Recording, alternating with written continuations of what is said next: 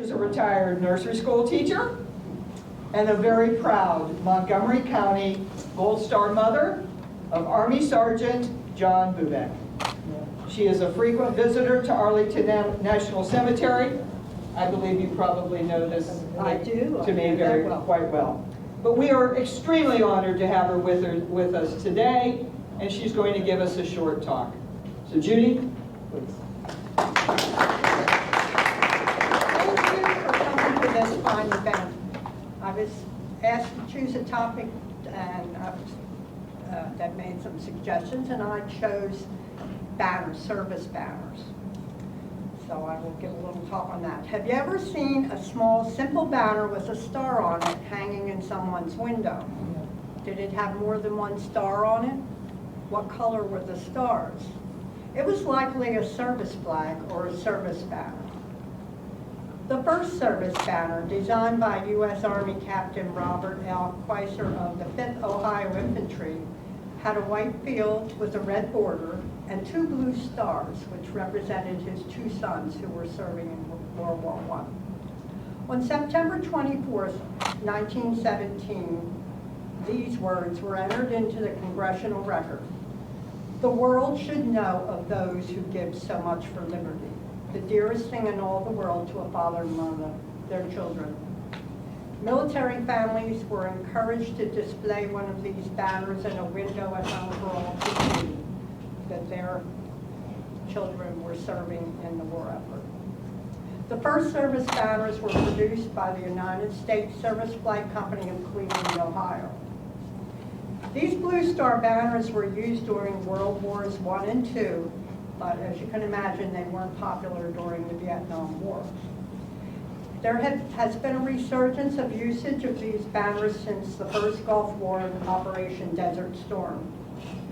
The U.S. Code for the use of these banners states, a service flag approved by the Secretary of Defense may be displayed in a window of the place of residence of individuals who are members of the immediate family of an individual serving in the armed forces of the United States during any period of war or hostilities in which the armed forces of the United States are engaged.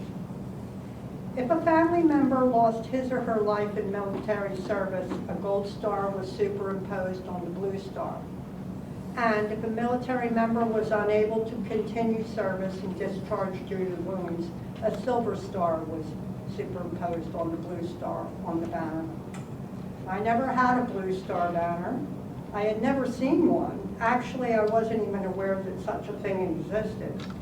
And then I received this from Commanding General Raymond T. Odierno during Operation Iraqi Freedom. It's usually hanging in my living room window, but I thought I'd share that with you. I'm a Gold Star mother. My son, that's why the gold is superimposed on the blue. My son, Army Sergeant John Bubeck, was killed in Iraq when the blast of an IED hit the vehicle in which he and three others were riding. They were doing route clearance work on Christmas night 2006. John succumbed to his injuries shortly after midnight on December 26th, which is my birthday. He's buried in Section 60, grave number 8509 in Arlington National Cemetery, alongside those who also have for many generations fought for our freedoms. I first met with other Gold Star mothers in March 2007 and instantly found a bond of love, compassion, and understanding, which has helped to ease my loss and transform that energy into service to others. I've become active with American Gold Star Mothers Incorporated, which is a nonprofit veteran service organization. It was founded in 1928 in Washington, D.C. Its founder, Grace Darling Seibold, having just lost her son in World War I, channeled her grief and efforts to visiting hospitalized veterans in the Washington, D.C. area. She organized a group including other mothers whose son lost their lives in military service as a result of that service or those that were missing in action. These Gold Star mothers not only comforted each other, but also gave up their time and love to help hospitalized veterans. American Gold Star Mothers Incorporated takes its name from the gold star on the service banner. As you walk or drive past homes in your neighborhood, maybe you will see a service banner hanging in a window. Consider that family's sacrifice or loss through military service to our country, and reflect on how people in your own community have given so much for our freedoms. It's a privilege to speak here today, that privilege given to me by great Americans long before my time. Thank you.